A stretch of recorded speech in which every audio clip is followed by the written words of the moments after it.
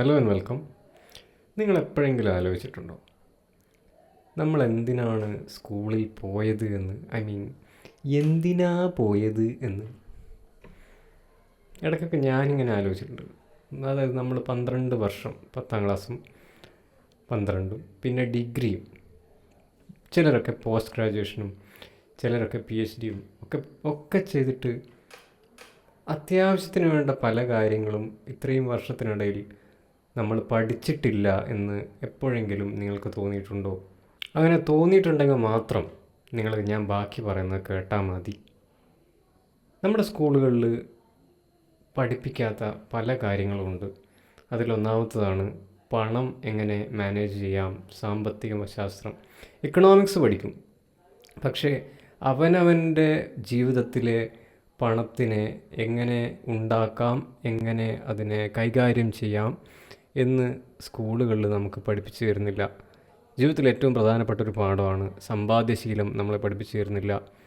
എങ്ങനെ പണം സ്റ്റോർ ചെയ്യാം, എങ്ങനെ അത് മൾട്ടിപ്ലൈ ചെയ്യാം എന്നൊന്നും തന്നെ. നമ്മൾ പണം എന്ന് പറയുന്നത് എന്തോ വലിയ കുറ്റമായിട്ട് കരുതുന്ന ഒരു സമൂഹത്തിൽ ആണ് സത്യത്തിൽ നമ്മൾ ജീവിക്കുന്നത്. നമ്മളാരും നമ്മുടെ കയ്യിൽ എത്ര പണമുണ്ടെന്ന് തുറന്നു പറയാറില്ല. പണം രഹസ്യമായിട്ട്, എന്തോ ഒരു രഹസ്യ സ്വഭാവമുള്ള ഒരു ഇടപാടായിട്ടും പണത്തിനോട് തന്നെ നമുക്കൊരു അപകർഷതാ ബോധവും ഒക്കെ വരുന്നത് നമുക്ക് പണത്തെക്കുറിച്ച് കൂടുതൽ ധാരണകൾ ഇല്ലാത്തത് കൊണ്ടാണ്. ഇത് തീർച്ചയായിട്ടും നമ്മുടെ സ്കൂൾ വിദ്യാഭ്യാസത്തിൽ വന്ന ഒരു പാളിച്ച തന്നെയാണ്. ആരും തന്നെ നമ്മളെ പണത്തെക്കുറിച്ച് പഠിപ്പിക്കുന്നില്ല എന്നുള്ളതാണ് സത്യം. നമ്മൾ പല രാജ്യങ്ങളുടെ സാമ്പത്തിക വ്യവസ്ഥയും അതും ഇതൊക്കെ പഠിക്കും, പക്ഷേ നമ്മളെ കയ്യിലുള്ള പണം എങ്ങനെ അതുണ്ടാക്കാം, എങ്ങനെ അത് കൈകാര്യം ചെയ്യാം എന്ന് നമ്മളെ ആരും പഠിപ്പിക്കുന്നില്ല എന്നുള്ളത് ഒന്നാമത്തെ കാര്യം. മറ്റൊരു പ്രധാനപ്പെട്ട കാര്യം സ്കൂളുകൾ നമ്മളെ പഠിപ്പിച്ചു തരാത്തത് ആളുകളോട് എങ്ങനെ അവരുടെ മാനസികാവസ്ഥകൾ മനസ്സിലാക്കി പെരുമാറണം എന്നുള്ളതാണ്. ഒരുപക്ഷെ നമ്മൾ മനഃശാസ്ത്രത്തിൻ്റെ യാതൊരു ബാലപാഠങ്ങളും സ്കൂളുകളിൽ പഠിക്കുന്നില്ല എന്നുള്ളതാണ് ഒരു വളരെ ദുഃഖകരമായൊരു സത്യമാണത്. നമ്മൾക്കെല്ലാം ഇഷ്ടംപോലെ സൈക്കോളജി അറിയുന്ന ഇഷ്ടംപോലെ സൈക്കോളജി ഗ്രാജുവേറ്റ്സ് ഉണ്ട്, പക്ഷേ ഒരു സ്കൂളിലും ഒരു സൈക്കോളജി പഠിപ്പിക്കുന്ന ഒരു അധ്യാപകൻ ഇല്ല എന്നുള്ളത് നമ്മുടെ വിദ്യാഭ്യാസ സിസ്റ്റത്തിൻ്റെ വലിയ ഒരു പരാജയം തന്നെയായിട്ടാണ് എനിക്ക് തോന്നിയിട്ടുള്ളത്. കാരണം നമ്മൾ ഓരോ മനുഷ്യനോടും ഇടപെടുമ്പോൾ ആ മനുഷ്യൻ്റെ മാനസികാവസ്ഥ എന്താണ് എന്ന് നമ്മൾ ആദ്യം അറിഞ്ഞിരിക്കേണ്ടതുണ്ട്. അങ്ങനെയാണെങ്കിൽ ഒരുപക്ഷെ നമ്മളുടെ ജീവിതം, നമ്മുടെ എല്ലാവരുടെയും ജീവിതം ഒരുപക്ഷെ കുറച്ചുകൂടി എത്രയോ മെച്ചപ്പെട്ട ഒന്നായി നമുക്ക് മാറ്റാൻ പറ്റുമായിരുന്നു. മനുഷ്യനും തമ്മിലുള്ള ഈ ഒരു മാനസികമായ ഐക്യപ്പെടൽ പഠിപ്പിക്കാത്തത് കൊണ്ട് തന്നെ ഒരു പെൺകുട്ടി കല്യാണം കഴിച്ച് പോയി കഴിഞ്ഞാൽ ആ വീട്ടിൽ അവരുടെ അമ്മായിയമ്മയുമായിട്ടും അവരുടെ വീട്ടുകാരുമായിട്ടും സോഷ്യലൈസ് ചെയ്ത് പൊരുത്തപ്പെടാനുള്ള പ്രശ്നങ്ങളുണ്ടാകുന്നു. അതേപോലെ തന്നെ ഈ വരുന്ന കുട്ടീനെ നമ്മളൊരു മനുഷ്യജീവിയായി കാണാനുള്ള ഒരു ബുദ്ധിമുട്ട് ആ ഡിഫറെൻ്റ് ആയിട്ടുള്ള ആ ഫാമിലിക്ക് ഉണ്ടാകുന്നു. അപ്പോൾ നമ്മളൊരു ഓഫീസിൽ പോകുന്നു, ആ ഓഫീസിലുള്ള ഉദ്യോഗസ്ഥർ തങ്ങളുടെ കീഴ് ജീവനക്കാരോട് വളരെ ക്രൂരമായിട്ടായിരിക്കും പലപ്പോഴും പെരുമാറുന്നുണ്ടാവുക. ഞാനെന്തോ വലിയ രാജാവാണ് എന്ന ഭാവത്തിൽ അധികാരത്തിൻ്റെ ഒരു ഇതൊക്കെ പെരുമാറ്റ ശൈലികളൊക്കെ ആക്ച്വലി അതിനെല്ലാം നമ്മളൊരു സൈക്കോപ്പത്തിക് ബിഹേവിയർ ആയിട്ടാണ് കാണേണ്ടത്. പക്ഷേ അൺഫോർച്ചുനേറ്റ്ലി നമ്മളുടെ സിസ്റ്റം സൈക്കോപ്പത്തിക് ബിഹേവിയറുകളെ തിരിച്ചറിയുന്നില്ല. നമ്മൾ കാണുന്ന പല ഉയർന്ന സ്ഥാനങ്ങളിലിരിക്കുന്നവരും ഒരുപക്ഷെ സൈക്കോപ്പത്തിക് പ്രോബ്ലങ്ങളുള്ളവരായിരിക്കാം. പക്ഷേ നമ്മൾ വിചാരിക്കും അത് നോർമലാണ് എന്ന് നമ്മൾ വിചാരിക്കുകയും അത് നമ്മൾ തിരിച്ചറിയാതിരിക്കുകയും ചെയ്യുന്നു എന്നുള്ളതാണ് സൈക്കോളജി വിദ്യാഭ്യാസം സ്കൂളുകളിൽ കൊടുക്കാത്തതുകൊണ്ടുള്ള, ആ സമൂഹത്തിന് തന്നെ സൈക്കോളജി വിദ്യാഭ്യാസം കിട്ടാത്തതുകൊണ്ടുള്ള ഒരു പ്രധാനപ്പെട്ട പ്രശ്നം. നമ്മുടെ സ്കൂളുകളിൽ പഠിപ്പിക്കാത്ത മറ്റൊരു പ്രധാനപ്പെട്ട കാര്യമാണ് കൃഷി. എങ്ങനെ കൃഷി ചെയ്യണം, എന്താണ് കൃഷിയുടെ പ്രാധാന്യം, നമ്മൾക്ക് ഭക്ഷണം കഴിക്കണമെങ്കിൽ കൃഷി വേണം എന്നുള്ള അടിസ്ഥാന തത്വം. അതുകൊണ്ട് തന്നെ കുട്ടികളിൽ കൃഷിയോടുള്ള ആഭിമുഖ്യം വളർത്തുക എന്ന കാര്യങ്ങളൊക്കെ സത്യത്തിൽ സ്കൂളുകളിൽ ചെയ്യേണ്ട കാര്യമാണ്.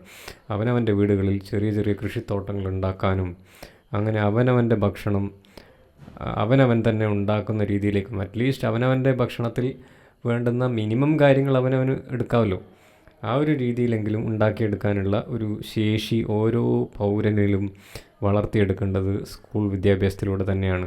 അങ്ങനെ ചെറുപ്പകാലം തൊട്ട് തന്നെ വിദ്യാർത്ഥികളിലും സമൂഹത്തിലും കൃഷി എന്ന് പറയുന്ന ഒരു ബിസിനസ്സായിട്ട് മാത്രമല്ല, അത് ഒരു നിലനിൽപ്പിൻ്റെയും ഒരു സംസ്കാരത്തിൻ്റെയും അടിസ്ഥാന ഘടകമാണ് എന്ന് നമ്മൾ ഓരോ ക്ലാസ്സിലും ഒരു ചെറിയ യൂണിറ്റ് നമ്മുടെ കൃഷിക്ക് വേണ്ടി നമ്മൾ മാറ്റി വെക്കേണ്ടതുണ്ട് എന്ന് തന്നെയാണ് എൻ്റെ അഭിപ്രായം.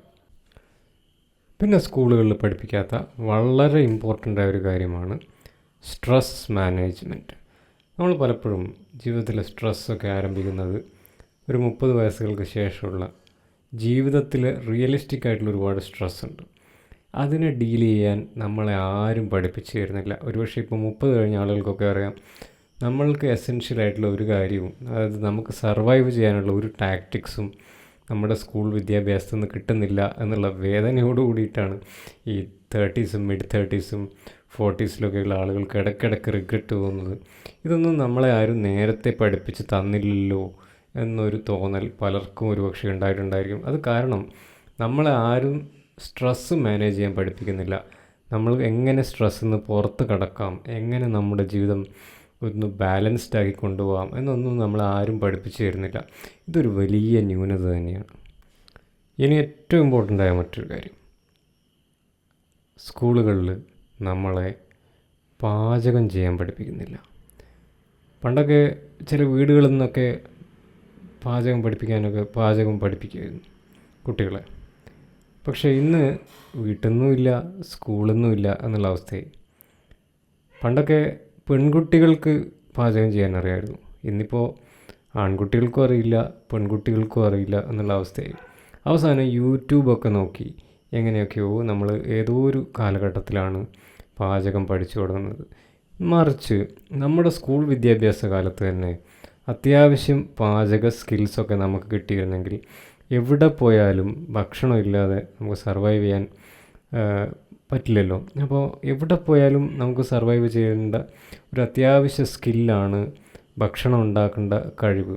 അപ്പോൾ അത് നമ്മളെല്ലാവരും തന്നെ സ്കൂളിൽ കൂടെ തന്നെ പഠിപ്പിക്കേണ്ടുന്ന ഒരു ലൈഫ് സ്കില്ലാണ്.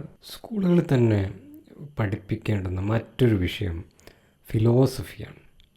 കാരണം ജീവിതത്തിനെക്കുറിച്ചുള്ള വിശാലമായൊരു കാഴ്ചപ്പാട് വരുന്നത്, ഓഫ്കോഴ്സ് നമുക്കിപ്പോൾ സാഹിത്യം പഠിക്കുമ്പോൾ അത് കിട്ടുന്നുണ്ട്, കുറേയൊക്കെ ഫിലോസഫികൾ സാഹിത്യത്തിലൂടെയൊക്കെ വരുന്നുണ്ട്. അപ്പോഴും അതിനെ ആ ഒരു ഫിലോസഫിക്കൽ ആംഗിളിലേക്ക് അതിനെ കൊണ്ടുവരാനുള്ള ഒരു ഒരു ഒരു പ്രാക്ടീസ്, നമ്മളൊരു പദ്യം പഠിക്കുന്ന ഒരു കഥ പഠിക്കുന്നത് പോലെയല്ല, കുറച്ചുകൂടെ വിശാലമായൊരു ക്യാൻവാസിലേക്ക് നമ്മുടെ ഫിലോസഫിക്കൽ സിദ്ധാന്തങ്ങളെയും കൂടെ നമ്മളെ വിദ്യാർത്ഥികൾ പഠിച്ചിരിക്കുന്നത് വളരെ നല്ലതായിരിക്കും. കാരണം നമ്മൾ ഫിലോസഫി പഠിക്കാത്തത് കൊണ്ട് നമുക്ക് തന്നെ ചിലപ്പോൾ തോന്നിയിട്ടുണ്ടാകും, ചില വ്യക്തികളോട് സംസാരിക്കുമ്പോൾ ഒട്ടും തന്നെ ഡെപ്തില്ലാത്ത പേഴ്സണാലിറ്റികൾ. ആകെ കൂടി ചോദിക്കേണ്ടത് എന്തൊക്കെയുണ്ട് വിശേഷം, ചോറ് കഴിച്ചോ, അല്ലെങ്കിൽ മഴ പെയ്തോ, അങ്ങനെ അതിനപ്പുറത്തേക്ക് ഇൻഡെപ്തായിട്ട് ഒന്നിനെക്കുറിച്ച് സംസാരിക്കാനോ സ്വപ്നം കാണാനോ പോലും കഴിവില്ലാത്ത ഒരുപാട് ആളുകളെ നമുക്ക് കാണാൻ പറ്റും. എന്തുകൊണ്ടാണ് അവരങ്ങനെ ആയിപ്പോയത്? അത് ഭയങ്കര ബോറിങ് പേഴ്സണാലിറ്റീസ് ആയിട്ട് നമുക്ക് ചിലപ്പോൾ തോന്നും. കാരണം അവർക്ക് ഡീപ്പറായിട്ടുള്ള അണ്ടർസ്റ്റാൻഡിങ്ങോ ഒന്നും ഇല്ലാത്തത് ആക്ച്വലി സ്കൂളുകളിൽ യാതൊരുവിധ തോട്ടും അവർക്ക് ഇൻട്രൊഡ്യൂസ് ചെയ്ത് കൊടുക്കാത്തത് കൊണ്ടാണ്. അവരുടെ തലച്ചോറിന് ആ കഴിവില്ലാത്തതുകൊണ്ടല്ല, അത് സ്കൂളുകളിൽ നിന്ന് നമ്മൾ ഇൻവോക്ക് ചെയ്യേണ്ട, നമ്മളതിനെ ഒരു ചെറിയൊരു സ്പാർക്ക്, ആ തോട്ടിൻ്റെ ഒരു സ്പാർക്ക് അവർക്ക് കിട്ടിയിരുന്നെങ്കിൽ ഒരുപക്ഷെ അവരുടെ ജീവിതത്തിനെ കുറിച്ചുള്ള കാഴ്ചപ്പാടുകളൊക്കെ തന്നെ മാറുമായിരുന്നു. മറ്റൊരു പ്രധാനപ്പെട്ട പ്രശ്നം തൊഴിൽ പഠിപ്പിക്കുന്നില്ല എന്നുള്ളതായിരുന്നു. അതായത് ഈ 10ാം ക്ലാസ് വരെ പഠിച്ചിട്ടും +2 പഠിച്ചിട്ടും അല്ലെങ്കിൽ ഡിഗ്രി പഠിച്ചിട്ടും എല്ലാം തേരാപാര നടക്കേണ്ടുന്ന ഒരു അവസ്ഥയുണ്ടായിരുന്നു. പ്രത്യേകിച്ച് ഒരു സ്കില്ലും അറിയാത്തൊരു പ്രോബ്ലം ഉണ്ടായിരുന്നു.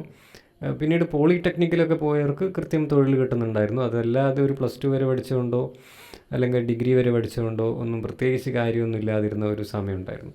അപ്പം ആ ഒരു പ്രോബ്ലം, അതായത് തൊഴിൽ പഠിപ്പിക്കുന്നില്ല എന്നുള്ളൊരു പ്രോബ്ലം. അതേസമയം ജപ്പാൻ പോലെയുള്ള രാജ്യങ്ങളിലൊക്കെ സ്കൂൾ മുതൽ സ്കിൽ എഡ്യൂക്കേഷൻ ഉണ്ട്. ഈ ഒരു പ്രോബ്ലം കഴിഞ്ഞ 2020 ഇന്ത്യ അഡ്രസ്സ് ചെയ്യുന്നത്. അതായത് ഈ നാഷണൽ എഡ്യൂക്കേഷൻ പോളിസി വന്നല്ലോ, NEP 2020 വന്നതോടുകൂടിയിട്ട് തൊഴിൽ വിദ്യാഭ്യാസം ഒരു വിദ്യാഭ്യാസത്തിൻ്റെ ഒരു ഭാഗമായിട്ട് മാറ്റിയിട്ടുണ്ട്. അതുകൊണ്ട് അതിനെക്കുറിച്ച് ഞാൻ കൂടുതലൊന്നും സംസാരിക്കുന്നില്ല. അപ്പോൾ ഇതൊക്കെയാണ് പ്രധാനമായിട്ടും നമ്മുടെ സ്കൂൾ വിദ്യാഭ്യാസത്തിലും തുടർച്ചയായി വരുന്ന കോളേജ് വിദ്യാഭ്യാസത്തിലൊക്കെ ഞാൻ കണ്ടിട്ടുള്ള ചില പ്രോബ്ലംസ്. അത് പരിഹരിക്കപ്പെടുമായിരിക്കാം, എന്തെങ്കിലുമൊക്കെ പരിഹരിക്കപ്പെടുമായിരിക്കാം എന്ന് നമുക്ക് പ്രതീക്ഷിക്കാം. So thank you for watching.